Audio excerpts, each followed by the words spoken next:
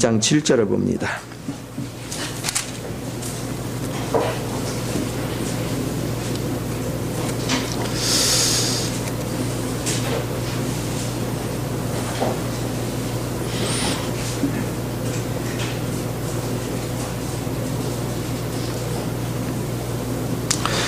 자, 한 목소리로 한번 읽어볼까요? 자, 시작. 사랑하는 자들아, 내가 새 계명을 너에게 쓰는 것이 아니라 너희가 처음부터 가진 옛 계명이니 이 옛 계명은 너희가 들은 바 말씀하거니와. 아멘. 오늘은 베드로 그리고 바울, 요셉이 하나님이 처음에 부르실 때와 그들의 마지막이 끝이 결론이 어떻게 나는가, 그걸 한번 살펴보면서 우리가 하나님 앞에 쓰임 받으면 우리가 생각하는 천국하고 하나님이 우리에게 주시고자 하는 천국이 얼마나 다른지 그것을 발견하기 시작해요. 그리고 여러분들이 복음을 바르게 이해를 하면 우리가 얼마나 복음에서 멀어져 있는가, 이것을 발견할 수 있습니다. 그래서 참으로 하나님 앞에 참된 신앙인이 된다는 것은 진리를 모르고 참된 신앙인이 되긴 참 어려운 거예요. 우리가 진리를 알고 진리 안에 세워지고 훈련되어져야 하나님이 정말로 기뻐할 수 있는 그런 자리에 우리가 쓰임받아 갈 수 있습니다. 자, 세 사람의 일하는 직업을 한번 생각해 봅시다. 베드로는 안드레와 더불어서 뭐를 했어요? 그물을 가지고 고기를 낚고 그러는 가운데 하나님이 불을 왔습니다. 요한은 그 그물이 찢어졌을 때 그걸 깁고 있었어요. 그런 가운데서 부름을 받고요. 바울은 천막 짓는 일을 하면서 복음을 전했어요. 자, 이들이 신기한 것은, 성경의 신비라는 것은 그들이 하는 직업이 사역에서도 똑같이 이루어졌다는 거예요. 사역에서도 그대로 활용이 됐고 그대로 이루어졌고, 이거를 우리가 보면 하나님께서는 우리가 할 줄 모르는 걸 가지고 사용하는 게 아니고 내가 할 줄 알고 숙달되고 사용했던 내용물을 가지고서 하나님 사역을 위해서 쓰임받게 하는 걸 우리가 볼 수 있어요. 그러니까 이런 원리 안에서 날마다 우리가 세워지고 만들어지는 이런 원칙들을 보게 됩니다. 그래서 바로 베드로 같은 경우는 나중에는 이제 뭐를 낚느냐면 사람을 낚는 업으로 바뀌어요. 그래서 그는 3,000명, 5,000명씩 한 번 복음을 전하면 3,000명, 5,000명씩이 사람들이 몰려들었단 말이에요. 하나님 앞에 이렇게 이끌려 온 것을 우리가 볼 수 있어요. 그래서 3,000명, 5,000명씩을 한 번 전하면 몰려오면 도대체 얼마나 많은 사람들이 몰려왔겠어요. 엄청난 사람들이 구원의 역사를 이루었고, 그가 한번 움직이면 조영기 목사님이 70만이다 해가지고 외국에 나가면 막 100만씩 모여가지고 열광하듯이 베드로가 그때 움직일 때 얼마나 열광들 했겠어요. 얼마나 대단했겠어요. 그렇게 열심히 다니면서 그는 복음을 전하는데 그는 사람들을 회개시키고 사람들을 거듭나게 해서 하나님의 나라로 계속해서 옮겨줬어요. 그래서 그는 다니면서 계속 왕국 복음을 전하는 거예요. 왕국 복음이라는 건 하나님의 나라, 왕국의 복음을 계속 전하면서 수없는 사람들을 이끌어 왔습니다. 자, 그러면 여러분이 생각할 때 베드로는요, 나이가 들어갈수록 사람들한테 인기가 좋았겠다, 안 좋았겠다, 이 정도 막 열광을 했어요. 나이가 들어갈수록. 그는 어땠을까?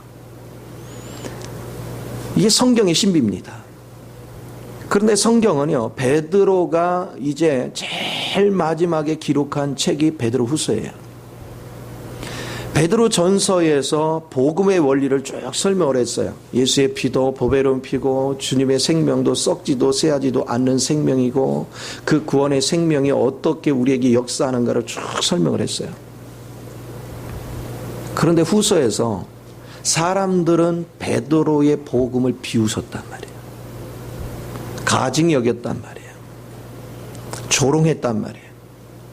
그리고 업신여겼고 미워했고 처음에는 열광했는데 시간이 갈수록 그들은 베드로의 말을 새겨듣지 않았어요. 그런 내용을 정리해가지고 쓴 것이 베드로 후서예요.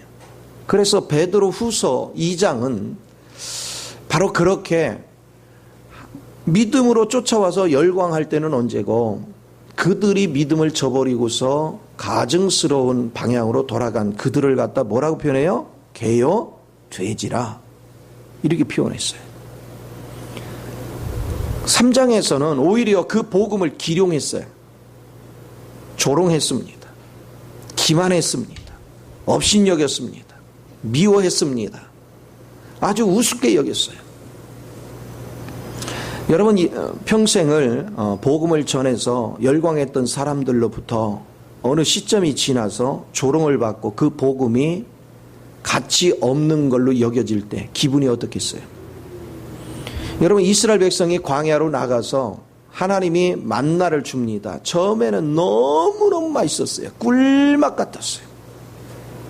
그래서 신바람이 났습니다. 일정 기간 지나더니 이제는 기름 섞은 맛이 난다는 거예요. 꿀맛이 기름 섞은 맛으로 바뀌었어요. 약 3, 40년이 지나고 나니까 뭐라 했어요? 이 박한 식물이라고 했어요. 관점이 달라졌어요. 왜 그러냐? 사람들은 듣는 데는 열심히 있는데 그 말씀을 따라서 실제 되는 일은 게을리한단 말이에요. 그래서 여러분도 신앙생활하면서 하나님의 말씀을 계속 듣고 그 말씀이 처음에 들을 때는 막 황홀경에 빠질 정도로 정말 꿀맛 같아요. 그런데 시간이 지나다 보면 그 소리가 그 소리요 하고 박한 식물로 바뀌어가. 그리고 서서히 그 말씀을 그냥 한 귀로 흘러내요. 왜 그렇습니까? 내가 실제를 이루는 일을 하지를 않아요. 귀로 듣는 것만 즐겼지 실제의 삶을 사는 일은 게을리합니다. 그러나 이 말씀을 따라서 실제가 되기 위해서 하나님 앞에 자신을 드렸던 사람들은 들으면 들을수록 시간이 가면 갈수록 더욱더 꿀송이 같고 더욱더 은혜가 넘치고 더욱더 생명이 되는 것을 보게 돼요. 그러나 그런 사람은 극소수라는 것입니다. 대부분의 사람들은 귀로 듣고 실제를 이루는 데는 마음을 쓰지 않습니다. 그러니까 시간이 지나니까 뭐예요? 내가 몇 년을 다녔는데도 뭐 별거 없네. 왜? 그들의 축복의 기준이 어디냐? 땅이란 말이에요. 그들은 하나님이 축복을 하면 돈이 많이 벌려야 되고 내가 좋은 일이 벌어져야 되고 맨날 세상적인 걸로 가득 차요. 그러나 하나님의 실제 안에 거하고 보면 하나님은 세상 걸로 복의 기준을 삼은 것이 아니라 성부, 성자, 성령의 생명이 내 안에서 얼만큼 강렬하게 역사하느냐에 따라서 우리 인생이 달라지는 걸 보여줘요.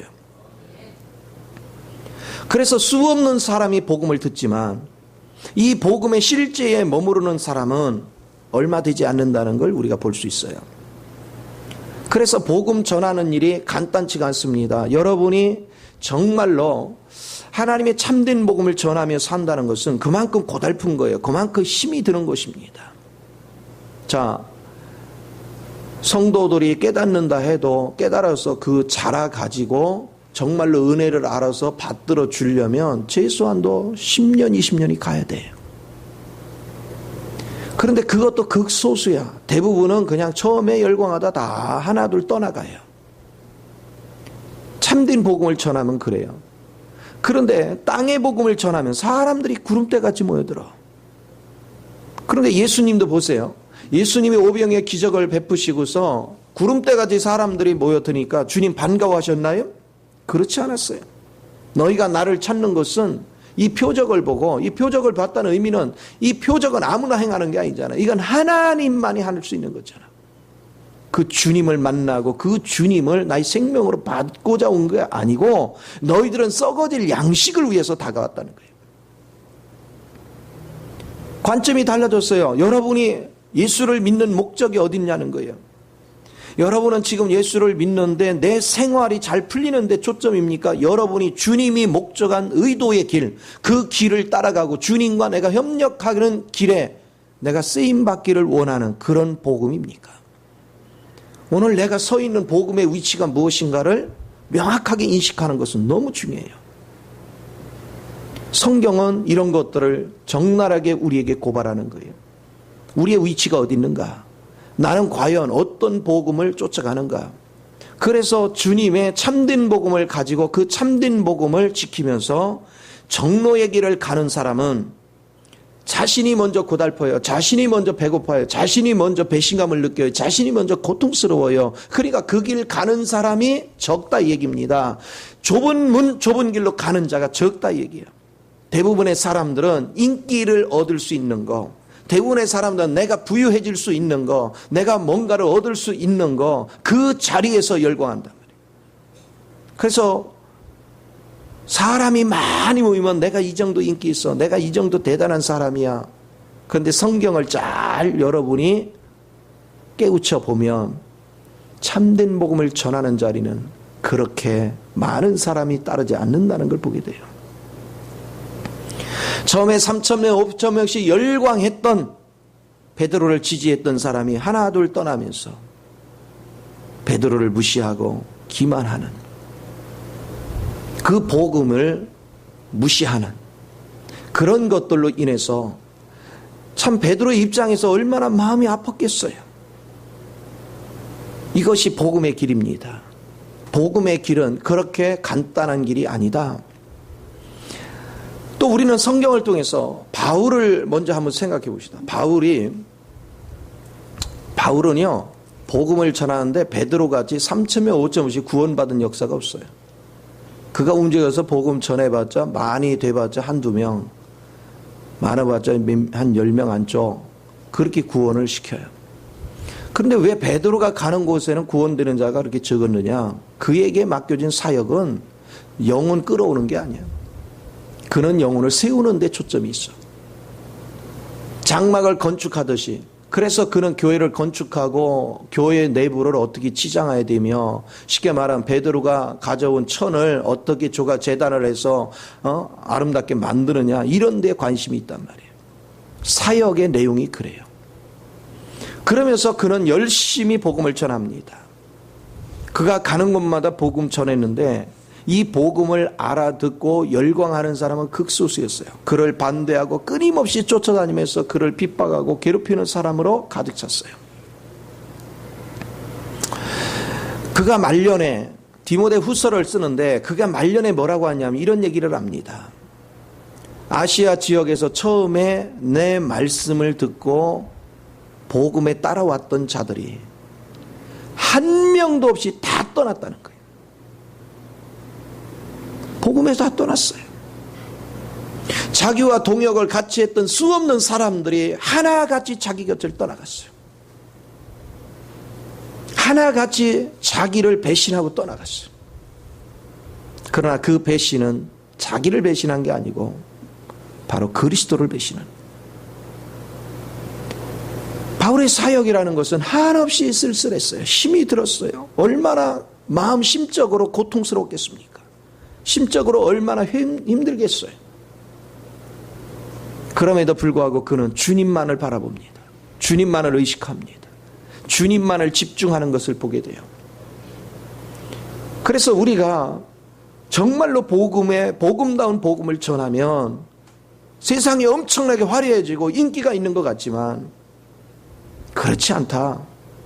정말로 그 말씀을 깨닫고 따라오는 극소수 말고는 대부분이 다 외면하고 하나둘 떠나갑니다. 왜 그럴까요? 말씀은 듣지만 그들은 주님의 뜻을 받들고 주님의 길을 같이 동역하며 갈 마음이 없어. 왜요? 이 말씀을 통해서 내가 천국이나 누리고 내가 이 말씀을 통해서 이 땅에서 잘 풀려가고 관심이 거기에 있어. 그러니까 주님의 관심, 주님의 뜻과 우리 뜻이 다른 거예요. 그 예수 믿는 것이 이런 것입니다. 하나님의 말씀을 증거하면서 저도 맨 처음에는 이해되지 않았어요. 왜 그럴까? 근데 성경을 하나 둘 연구하고 깨우쳐 가면서 이런 것이구나. 시간이 갈수록 열광하는 것이 아니라 극소수만이 남는 것이구나. 그게 복음이라는 것이구나. 오직 주님만을 바라보지 않고는 결코 이 복음의 온전한 길을 걸어갈 수 없는 것이구나. 그것을 보기 시작했어요. 그래서 결국은 이들이 타락된 결과가 어떻게 됐습니까? 계시록 2장 3장에 보이는 현상들이 일어난 거예요. 첫사랑을 잊어버려요. 그리고 발람의 교훈이 들어와요. 이세벨의 교훈이 들어와요. 살았다는 이름은 있으나 죽은 것 같은 교회로 변질돼 버립니다. 사랑이 식을 대로 식어 있습니다. 마음 문들이 하나님 앞에 마음 문을 다 닫았습니다. 오히려 문 밖에서 주님이 문을 놓고 하고 있는 그 심정이 됩니다. 사람들이 변질될 대로 변질돼 있어. 그래서 빌립보서 2장 21절에 이것도 바울이 죽기 얼마 전에 기록한 것인데 감옥에 있을 때 거기에서도 그럽니다. 사람들이 주님의 뜻을 관철하지 않고 하나같이 사람의 일을 생각한다는 거예요. 오늘 우리가 예수 안에 들어왔습니다. 여러분 구원받았다는 건 예수 안에 들어온 거예요. 그러면 하나님께서는 예수님을 통해서 아버지의 뜻을 이루려고 이 땅에 독생자를 보내신 것이고 우리를 구원하신 것이거든요. 그런데 내가 하나님의 뜻을 알고 하나님의 뜻에 동역을 하고 하나님의 뜻에 합당한 길을 걸어가려고 거기에 마음을 쓰고 그것을 생각하며 그 뜻에 동행하고자 하는 사람이 바울 시대에 디모데 말고는 하나도 없었다는 거예요. 다 누구 일만 생각하느냐? 자기 일만 생각해요. 내 살궁리만 하더라. 이거. 어떻게 하면 주를 위할까? 어떻게 하면 주님의 사역이 진행되게 할까? 어떻게 하면 주의 역사가 나를 통해 일어나게 할까?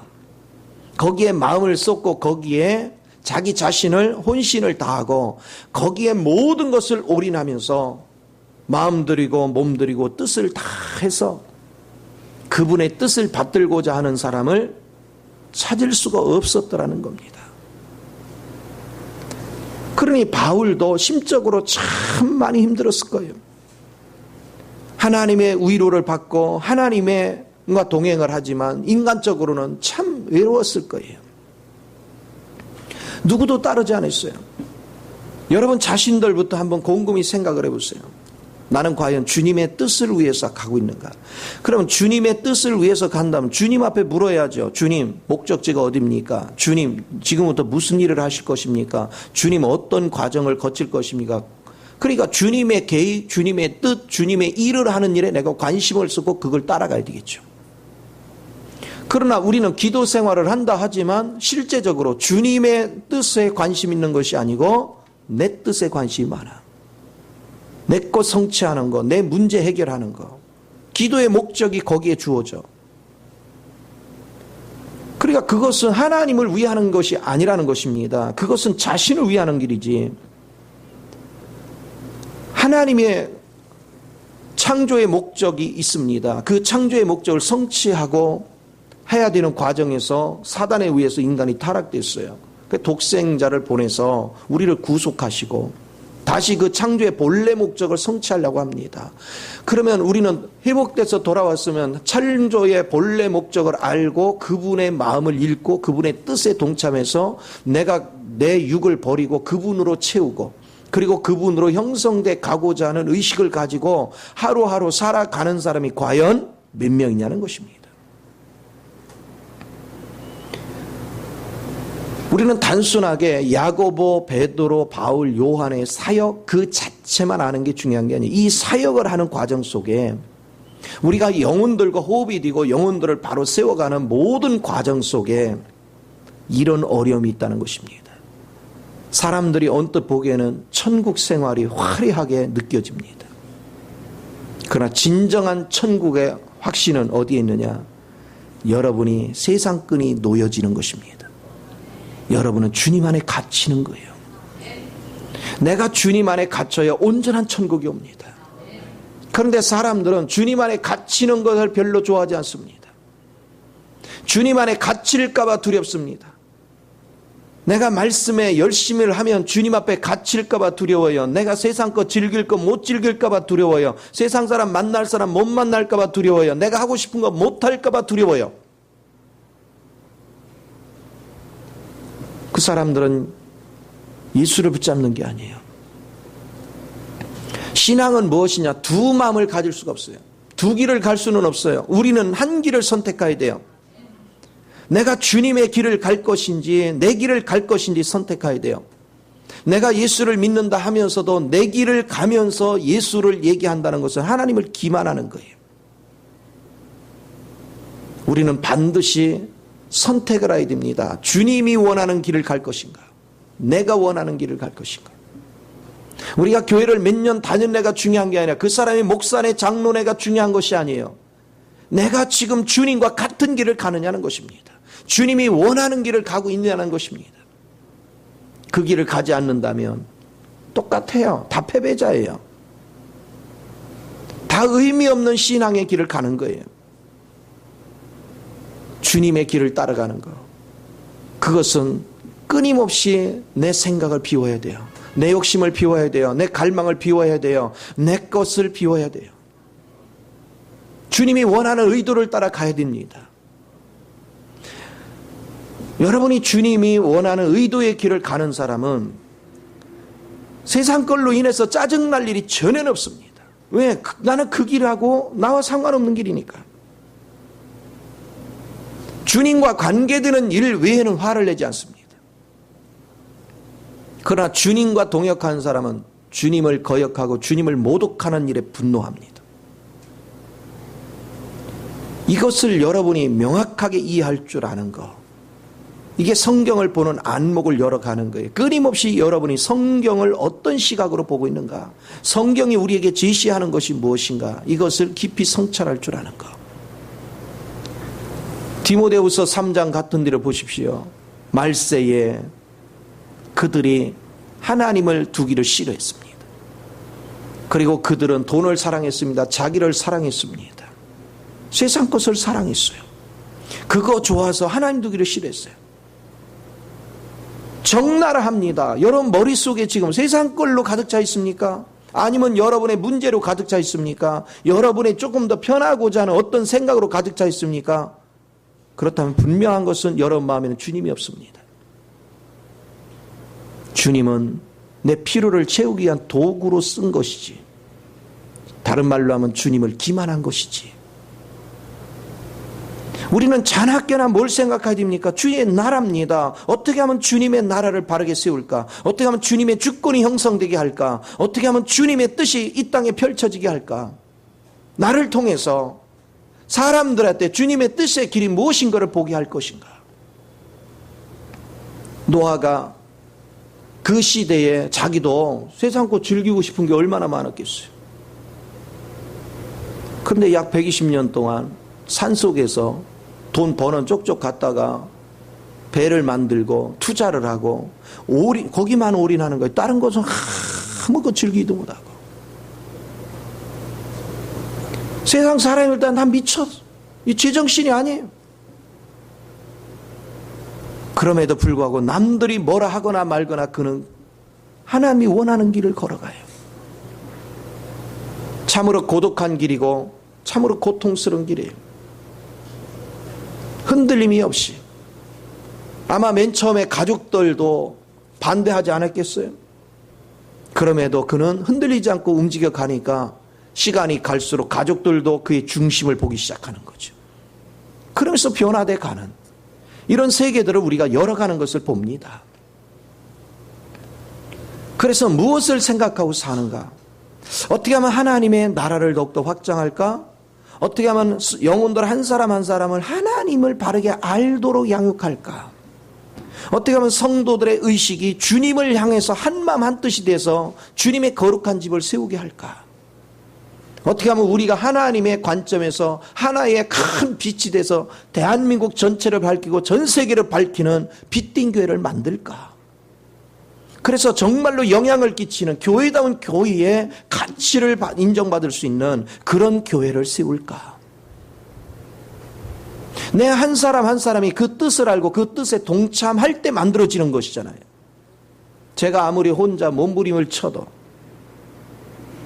그 길을 따라오지 않으면 아무 의미가 없어요. 결국은 베드로와 바울의 일생은 하나님 일을 열심히 한 결과가 뭐냐? 그들이 세상을 떠날 때쯤은 그들의 복음이 배신을 당하고 버림받고 가증스럽게 여겨지고 업신여기고 인정받지 못하는 매를 맞아가면서 배를 골아가면서 헐벗으면서 그 수모와 고통을 다 이기면서 한 결과가 배신당하는 거예요. 극소수만이 그 길을 따라와요. 이것이 복음의 길입니다. 복음의 길은 그렇게 순전하게 잘 따라온 사람이 있는 것이 아닙니다. 외로운 길입니다. 그러면 자, 그들이 열심히 전한, 어떻게 보면 그것은 외적인 모습으로 전했어요. 그렇다면 그것은 다 허물어진 것 같아요. 다 무너진 것 같아요. 이제 끝장난 것 같아요. 그 시대가 그럴진데 지금은 더 말할 것도 없죠. 지금은 뭐 상상을 초월하죠. 그 시대가 그럴진데 지금은 더 말할 것도 없이 타락돼 가고 있어요. 복음이 무엇인지, 사단이 하나님의 모든 계획을 다 무산시키는 것 같은 그런 절망감, 이런 환경에서도 끝까지 나는 복음의 편에 쓸 것인가, 나는 하나님의 위치에 쓸 것인가, 아니면 내가 살기 위해서 세상과 타협을 할 것인가, 이것이 우리의 결단이 되어야 됩니다. 내가 이것을 어떻게 결단할 것인가는 굉장히 중요한 것입니다. 그러나 하나님에게는 길이 있어요. 그 길이 요한의 사역입니다. 바울의 사역이 언뜻 봐서 대실패한 것 같아요. 베드로의 사역이 언뜻 봐서 대실패한 것 같아요. 이제 더 이상 소망이 없어 보여요. 그때 하나님이 요한을 등장시킵니다. 그런데 요한은 처방이 달려졌어요. 쉽게 말하면 이런 얘기입니다. 베드로가 그물을 던졌는데 뭐 할 것 같더라? 그물이 찢어질 것 같더라. 그런데 배신당했다는 진짜 찢어진 거야. 찢어진 걸 가지고 계속 여러분 가서 복음을, 투망을 던져봤자 어떻게 돼요? 그물 안에 모여요? 다 빠져나가요. 어떻게 해야 돼요, 그럼? 그물을 키워야 돼요. 그물을 키워야 돼요. 하나님의 원상대로 되돌려야 돼요. 그 사역을 감당한 게 요한이에요.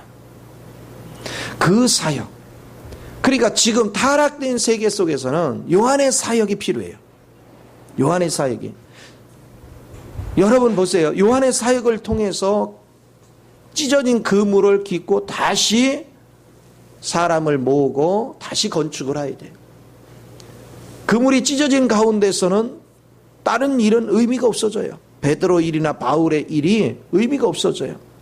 이게 기본이어야 돼요.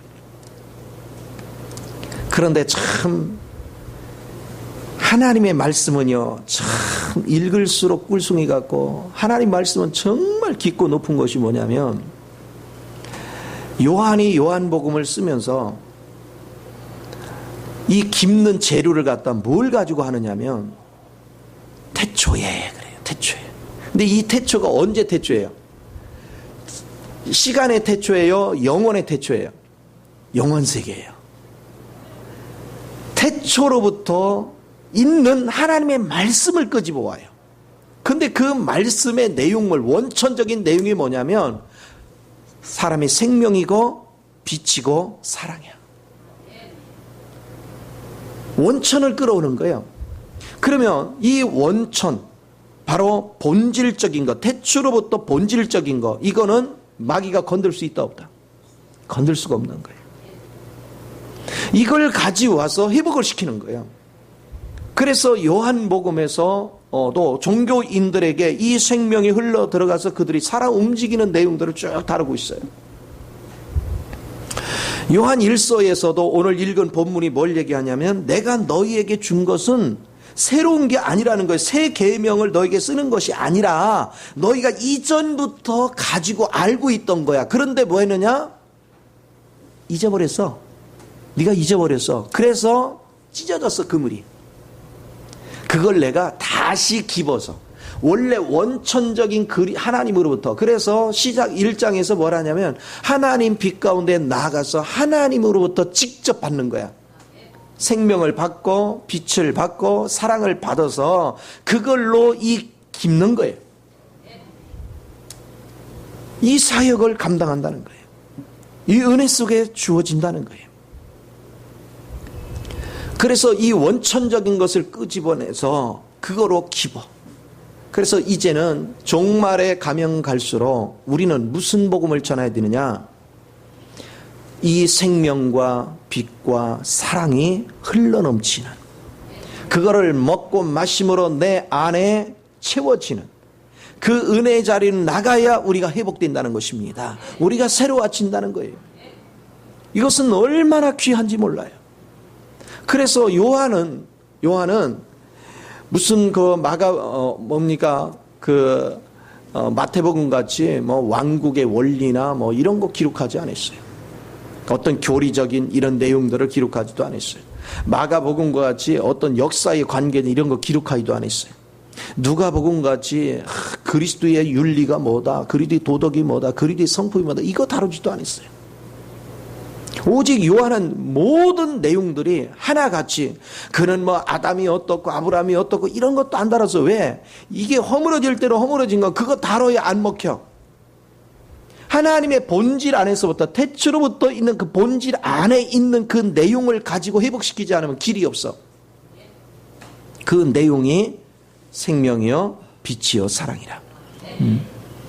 그 내용을 끄집어 와서 그것을 우리에게 먹이는 거예요. 그것을 우리에게 사역하는 거예요. 그래서 여러분이 요한이 쓴 글을 보면 다른 교리적인 얘기는 아무것도 없어요. 전부 다 생명 얘기, 아니면 사랑 얘기, 빛의 관계 얘기, 이런 얘기만 하고 있는 거예요. 원천을 가져와야 된다. 그래서 저도 여러분한테 막 이것저것 군더더기를 많이 안 가르쳐요. 오직 여러분 안에 생명을 호흡해서 그 생명을 사는 법을 배우는 거예요. 그 훈련을 시켜요. 여러분이 생명이 내 안에 들어가서 그 생명이 여러분 안에서 활동하기 시작하면 여러분은요 저절로 바울의 길을 보게 돼요. 베드로가 하는 역할을 감당할 수 있어요. 그래서 우리는 본질적으로 회복되는 것이 얼마나 중요한지를 아셔야 돼요. 내가 생명 안에서 세워지는 것이. 그래서 지금 종말을 살아가는 사람은 이 생명이 아니면 길이 없어요. 회복할 수 있는 길이 없어요. 여러분 아무리 내가 주님 뜻대로 산다고 해도 우리는 우리 스스로가 주님 뜻대로 절대 살 수 없어요. 결국은 자기 일을 생각해요. 그런데 신기해요. 하나님의 생명이 내 안에 들어와서 나를 지배하기 시작하면, 그러면 그 생명 안에 하나님의 사랑이 가득 차 있거든요. 그러면 바울이 고백한 일이 형성이 되는데, 그것은 뭐냐? 이 생명이 나로 하여금 위험이나 칼이나 기근이나 적신이나 모든 환난으로부터 나를 뭐 해줘요? 지켜줘요. 결코 하나님의 사랑에서 나를 끊게 하지 않아요. 그런가 하면 이 사랑이 나를 감고 나면, 독생자가 우리의 생명을 위해서 십자가에 못 박혀 죽으셨는데 이제는 우리가 주를 위해 죽기를 작정한다는 거예요. 목숨을 거는 것입니다. 영혼들을 위해서. 그런가 하면 우리는 하나님의 은혜 안에서 이 생명을 누리면 누릴수록 하나님의 높이와 깊이와 넓이와 길이의 깊은 사랑을 체험하기 시작한다는 거예요. 그래서 하나님의 우주적인 공간 안에서 하나님께서 우리에게 베푸신 그 능력을 맛볼 수 있는 자리로 우리를 이끌어 간다는 것입니다. 그래서 여러분들이 자꾸 지식에 논하려고 하지 마요. 여러분은 무조건 그냥 생명을 먹고 마시는 훈련이 굉장히 중요해요. 여러분들이 아직도 제가 전하는 메시지에 대해서 이해가 잘 안 되는 사람은 설교를 많이 이것저것 들으려고 하지 말고, 일단은 뭔가 이해가 올 때까지 설교 하나 아무거나 그냥 마음에 드는 걸로 선택을 해서 깨달아질 때까지 들어요. 20번도 좋고 30번도 좋고 100번도 좋고 한번 들어보라니까요. 여러분이 들으면 들을수록 새로운 걸 느낄 거예요. 절대로 지루하지 않을 거예요. 들으면 들을수록 더 새로워져요. 더 신선함을 느낄 거예요. 왜? 제가 왜 자신 있게 얘기한 줄 아세요? 이 복음이 성령 안에서 흘러나가기 때문에 그래요. 자신 있게 말할 수 있는 거예요. 왜? 성령 안에서 흐르는 그 성령님은 신선도를 계속 유지를 시켜요.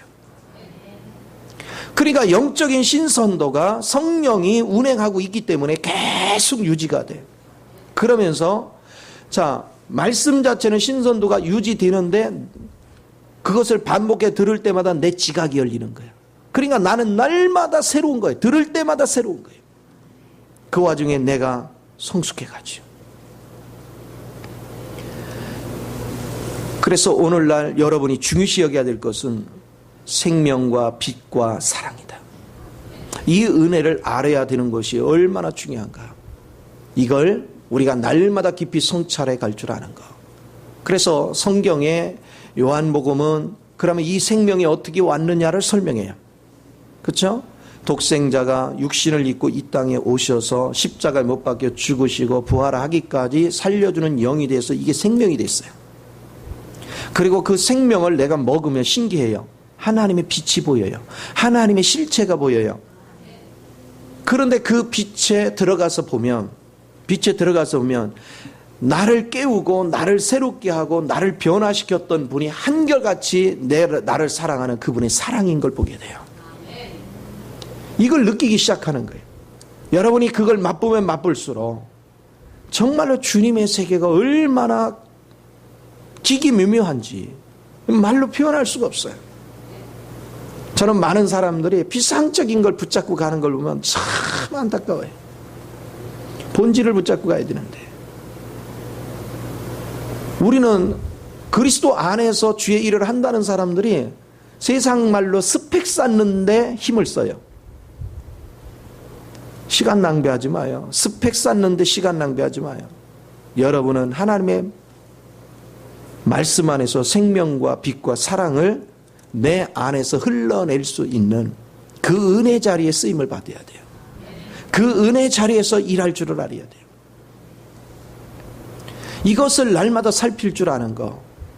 사람들은 사람들한테 어떤 당부를 하거나 말을 할 때 그 사람이 행하는 것을 보고 너 이렇게 해 저렇게 이 얘기를 합니다. 그러나 저는 여러분에게 상담을 하거나 신방을 하거나 여러분한테 말하는 거 그거 말하는 게 아니에요. 여러분 마음을 지배하고 있는 거, 여러분을 움직이는 실체가 누구냐는 거예요. 그게 주님이냐, 그게 자신이냐, 그게 사단이냐. 내 마음을 움직이는 실체가 누구냐. 그거를 보게 하는 거예요. 주님으로부터 나의 마음을 지배할 수 있는 영이 흘러야 되는데 그걸 막고 있는 실체는 또 뭐냐? 뭐에 내가 쏟고 있는가? 그것을 계속 보게 하는 거예요. 그런데 이것이 사실은 심오하다 보니까 사람들이 말귀를 못 알아들어요. 어떤 관점에서 이해를 합니까? 자기 육적인 관점에서 이해를 해요. 그러니까 내가 의도한 말하고 자기가 이해한 게 너무 차이가 있어요. 시간이 지나서 보면 내가 말한 의도와 본인이 이해한 의도가 거리가 멀다는 걸 보게 돼요. 그럼에도 전하면 똑같이나 해도 유사하게 따라올 때가 있어. 여러분이 눈이 열려야 돼요. 생명의 눈이 열리지 않으면 참으로 인생은 고달퍼지는 거예요. 그래서 이렇게 끊임없이 거역당하는 그런 위치에 있는 것을 우리가 봐야 됩니다. 그러면 이 세 사람의 종말을 한번 생각해 봅시다. 하나님 예수님께서요, 베드로가 3번 부인하고 나중에 주님이 부활하신 다음에 2번씩이나 집회를 인도했음에도 불구하고 에이 고기나 잡으러 갈란다 하고 갈릴리 호수로 고기를 잡으러 갔어요. 그때 주님이 나타났죠. 그리고 주님이 나타나셔서 베드로에게 다시 사명을 맡깁니다. 네가 나를 사랑하냐 3번을 묻고 사명을 맡겨요. 사명을 맡기고 나서는 주님이 하신 말씀이 있어요. 뭐라고 말씀하시느냐? 자, 우리 요한복음 21장 18절 한번 보세요.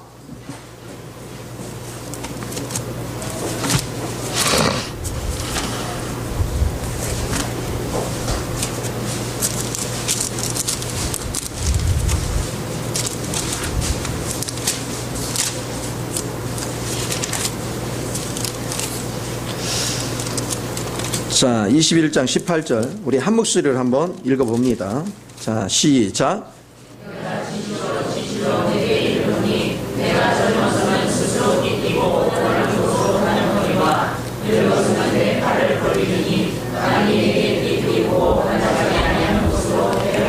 할렐루야. 자, 이게 뭐냐면 실제적으로요, 베드로는 편하게 죽은 게 아니라 십자가에 거꾸로 매달아 죽었어요. 그렇죠? 그가 죽고 나서도 그는 누군가가 자기를 끌고 다녀요. 자, 예를 들어서 보세요. 천주교가 베드로가 한 번이라도 로마 성당에 나타나서 교황한 적이 있어요, 없어요? 베드로가. 근데 베드로는 천주교가 생기기 전에 어떻게 했어? 아버지 품에 갔어. 근데 초대 교황이 누구게요?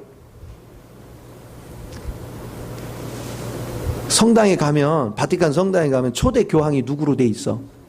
아, 표정들이 안 가봐서 모르겠는데요. 가보신 차상장 집사님 초대 교황이 누구요? 네. 그럼 베드로 한 번도 그 교황한 적 있어요? 없어요. 자기네가 임의로 띠띠워서 갔다가 황제로 앉혔어요. 자기 의도와 전혀 상관없이. 위대한 사람들이 자기 이력을 팔아먹으려면 꼭 천국 열쇠를 가진 누구 끌어다가 베드로 끌어다 다 높여놓는 거예요. 베드로는 전혀 기뻐하지 않았어. 내가 아까 통화해봐서 알아. 안 기뻐했어.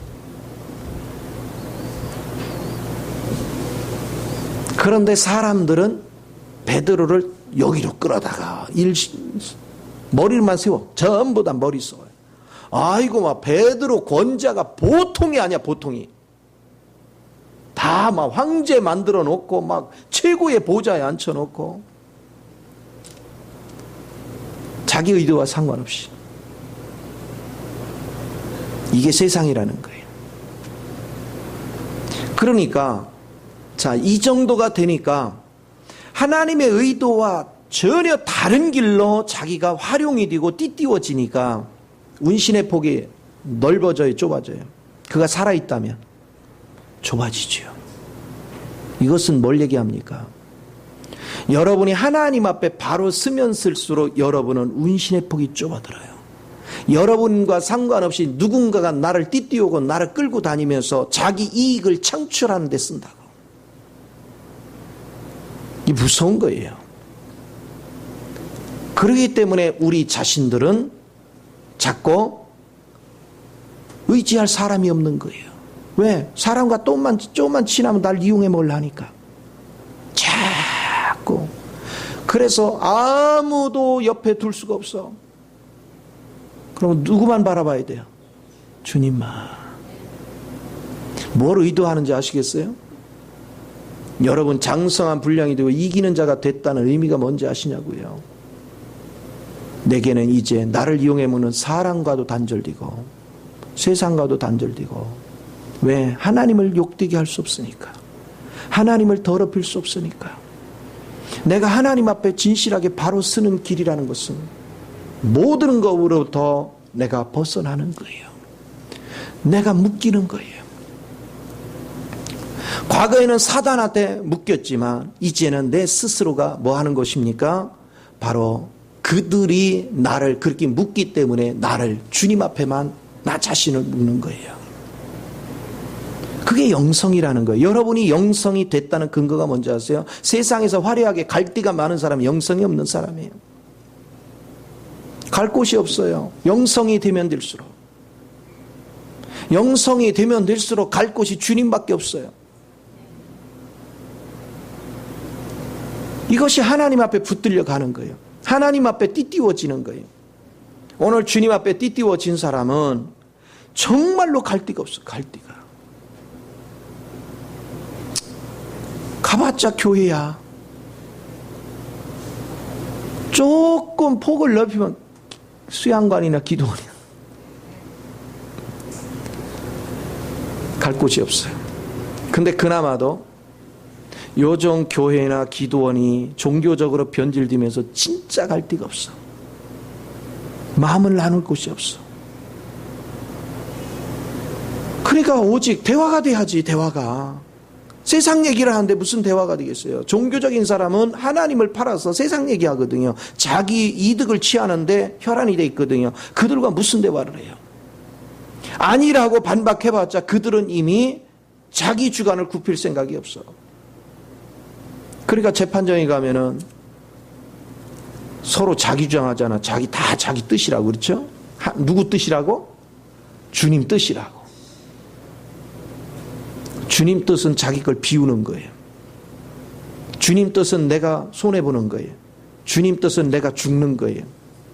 그런데 자기 권리를 주장하는 건 주님 뜻이 아니고 마귀 뜻이야. 그래서 여러분이 주변에는 이런 사람이 가득 찼다는 걸 잊지 마요.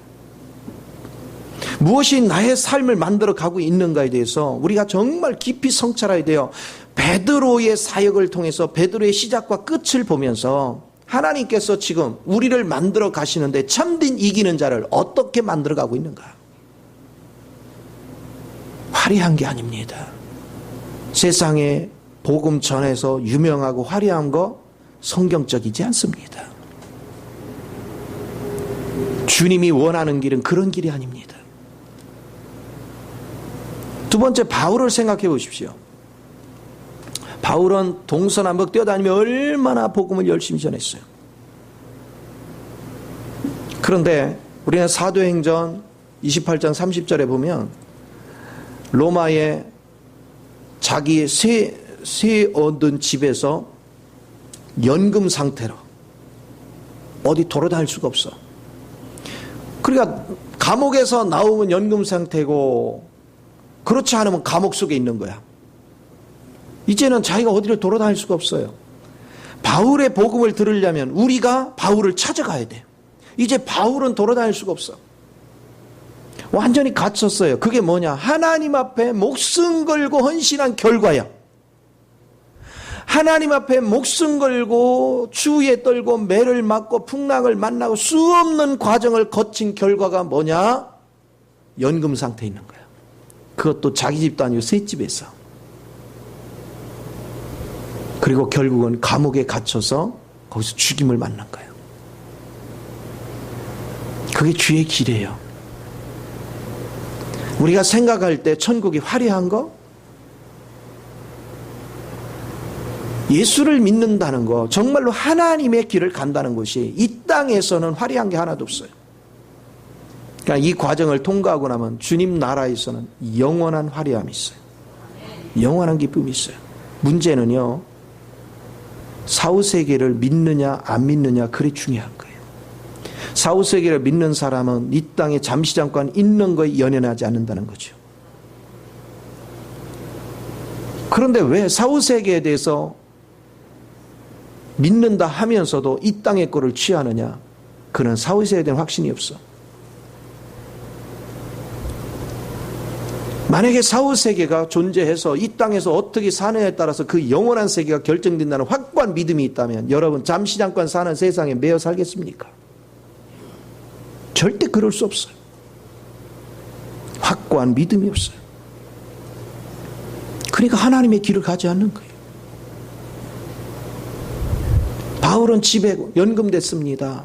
나중에 감옥에 묶여 있습니다. 그는 운신의 복이 없습니다. 그가 바라볼 거, 그가 의지할 분은 누구밖에 없어요? 주님밖에 없어요. 오직 주님만을 바라봅니다. 그런데 감옥에 있던 바울이 빌립보 교인들한테 그럽니다. 빌립보 교인들은 바울로 인해서 슬퍼하고 아파하고 고통받고 있는데 오히려 편지를 써서 그들을 위로합니다. 기뻐하라. 기뻐하라. 그 짧은 4장을 쓰는데 기뻐하라는 단어가 17번이 나와요. 뭘 보여줍니까? 기쁨은 세상의 부유에 있는 게 아니고 세상의 자유함에 있는 게 아니고 기쁨은 하나님과의 깊은 관계에 있어. 내가 세상에 닫혀있면 닫힐수록 세상 누릴 거로부터 전부 다 닫히면 닫힐수록 나하고 주님하고 훨씬 친밀해져. 주님과 더욱더 깊어져. 내가 주님과 깊어지면 깊어질수록 진정한 기쁨이 우러나오는 거예요. 진정한 행복이 우러나오는 거예요. 바울은 그것을 고백했어요. 그래서 그는 열심히 하나님께 헌신한 것이 운신의 폭이 완전히 차단된 연금 상태, 감옥에 머무르는 상태. 그러나 그 마음은 너무나도 행복했다. 너무나도 기뻤다. 여러분이 지금 왜 참된 기쁨을 못 누리냐? 세상 쓰레기 같은 거를 너무너무 받아들여서 진정한 기쁨을 못 누려. 내가 세상 쓰레기 같은 걸 다 차단하고 세상 사람의 기준으로 보면 참 불쌍하게 산다, 참 안 됐다 그러지만 정작 그 사람은 오직 주님 안에서 진정한 천국을 누리고 산다. 진정한 행복을 누리고 사는 거예요. 이 맛을 느낄 줄 아는 거, 이 은혜를 깨달을 줄 아는 거, 이게 살아있는 신앙입니다. 살아있는 생명입니다. 무엇이 우리의 생명을 지탱하게 하는가? 무엇이 여러분을 복되게 하는가? 오늘 우리의 신앙이 어떤 위치에서 신앙생활을 하고 있는가? 이걸 깊이 보는 거예요. 그래서 발견한 것이 뭐냐면 물질이 어느 정도 모아주면 자꾸 손을 펴서 없애야 되더라고. 그래 내가 누굴 쳐다봐? 주님 쳐다봐. 요게요 예비된 게 쌓여 있으면요 사람은 뭐해져? 아이고 이제 좀 여유가 생겨서 쉬자. 성경 인물 중에서 다윗 평안할 때 뭐가 왔고? 죄가 틈을 탔어. 손을 자꾸 비워놔야 돼요. 그러면 우리는 한눈 팔 시간이 없어. 계속 주님과 교제해야 돼. 주님 앞에 나 자신을 올인해야 돼. 이게 너무나도 귀해요. 그렇다고 해서 여러분이 세상에 지금 일상적으로 누려야 되는 거 그런 것까지 누리지 말라 그 얘기가 아니야. 우리는 기본적으로 육신을 가졌으니까 세상에 살아가면서 필요한 건 누려야 돼요. 그러나 그런 거에 마음을 뺏길 정도로 누리지 말라는 것입니다. 그런 거에 마음을 도둑 맞을 정도로 그런 게 치우치면 안 돼요. 정말로 우리의 중심은 하나님께 열려 있어야 돼요. 하나님께 집중을 할 줄 아는 그 은혜가 여러분 삶을 지배해야 돼요. 또 계시록 1장 9절에 보면 사도 요한이 반모섬에 있다고 그래요. 반모섬. 거기 섬이에요. 그런데 그가 반모섬에 유배당할 때 육지는 종교인으로 가득 찼어. 타락될 대로 타락됐어. 하나님을 부르짖지만 그들은 자기 유익을 구하고 있었어. 종교인들로 가득 찼어요. 교회가 오염될 대로 오염됐고 타락될 대로 타락됐고 완전히 종교인들로 가득 찼어요. 종교인들 속에 자기도 있으면 어떻게 돼요? 알게 모르게 오염될 수 있어. 그런데 바다는 또 세상을 상징해. 그렇다고 세상에 뛰어들 수는 없어. 거기도 죽는 자리예요. 그러니까 섬에 있으면요 바다를 거쳐야 무트로 나와. 그렇죠? 그러니까 무트는 종교인이고 바다는 세상이고 거기에 머무를 수 없어. 그러면 그러니 이제 바다에 둘러싸인 섬에 있어요. 이제 무트로도 갈 수 없는 그런 상황이에요. 아무도 없어요. 거기는 참으로 외로운 자리예요. 거기는 참으로 고독한 자리예요. 누구하고 대화할 사람도 없어요. 그가 마음을 열고 대화할 분은 한 분밖에 없어요. 하늘만 뚫렸어. 주님만 바라봤어요. 그것은 세상의 쾌락이나 즐길 거리가 아무것도 없어요. 그것은 잠시라도 하나님과 교통이 안 일어나면 너무 외로워 못 살아. 너무 고통스러워 못 살아. 거기에는 또 맹수도 있을지도 몰라. 그 두려움이 자기를 지배했을 거예요. 그렇기 때문에 그는 하나님을 바라봐야 돼요. 하나님의 은혜가 아니면 하루도 살아갈 수 없어. 그 속에서 하나님만 바라보고 울부짖는 거예요. 그때 하나님의 영이 그에게 임하더라. 그에게 임하면서 하나님께서 계시록 종말에 일어날 사건을 다 기록하게 만들어요. 오늘 하나님께서 저와 여러분을 화려한 곳으로, 여러분을 막 복된가로 영광스러운 자리로 이끌 것 같지요. 우리가 생각하는 영광과 우리가 생각하는 부유와 주님이 주시는 부유와 너무나도 차이가 있어. 주님이 주시는 영광과 너무나도 차이가 있어. 오늘 우리가 성경을 어떻게 이해하는 것이 가장 바람직한 것인가, 이거를 여러분이 깊이 인식하는 것 너무나도 귀해요. 그래서 사도 요한은 하나님과만 깊은 교제를 나누고 딴 생각을 전혀 안 하니까 하나님과 영이 너무나도 순수한 거죠. 하나님과 교통에 방해되는 요소가 하나도 없는 거예요. 그러니까 하나님이 태초로부터 시작돼서 종말에 이르기까지의 모든 내용을 아우르는 비밀을 볼 수 있는 눈이 열리는 거예요. 너무나도 순백한 깨끗한 그 심정으로 하나님만을 받아들였더니 완벽할 정도로 열려지는 걸 볼 수 있어요. 이것이 이 세 사역자를 통해서 하나님이 우리에게 보여주고자 하는 거예요. 이 사역자를 통해서 진정한 천국이 뭔지를 보여주는 거예요. 진정한 천국은 육이 화려하게 되어지는 것이 아니고 오직 하나님으로 가득 차는 것이다. 하나님으로 가득 차는 전제 조건은 내가 하나님 외의 것이 싹 비워지는 것만큼 100%가 충전되는 거예요. 그 상태가 가장 멋진 천국입니다. 가장 아름다운 천국이에요. 가장 영광스러운 천국이에요. 주님은 우리에게 그 세계를 누리라는 것입니다. 하나님께서 우리에게 던지는 메시지에 귀를 기울여야 돼요. 오늘 우리는 세상에 대해서 너무 많이 열려 있어요. 오늘 우리는 세상을 너무 많이 왕래합니다. 우리는 육의 즐거움을 너무나도 추구합니다. 하나하나 단절하여 하나하나 그곳에서 떠나고 이제는 오직 하나님만이 소망인 그런 지경에 가야 그게 정말로 천국이요, 그것이 진정한 행복이라는 것입니다. 이게 얼마나 큰 은혜인지. 제가 목회를 하면서 목회자들끼리도 한 달에 한 번씩 각 지방에 모임이 있어요. 저는 가능한 한 사람 모임에는 가능한 한 안 가려고 그래요. 거기 가서 하나님의 영광을 드러낸 일들이 많다면 왜 안 가겠어요? 사람의 모임은 의미가 없는 걸 알았어요. 주님과 함께하는 장소,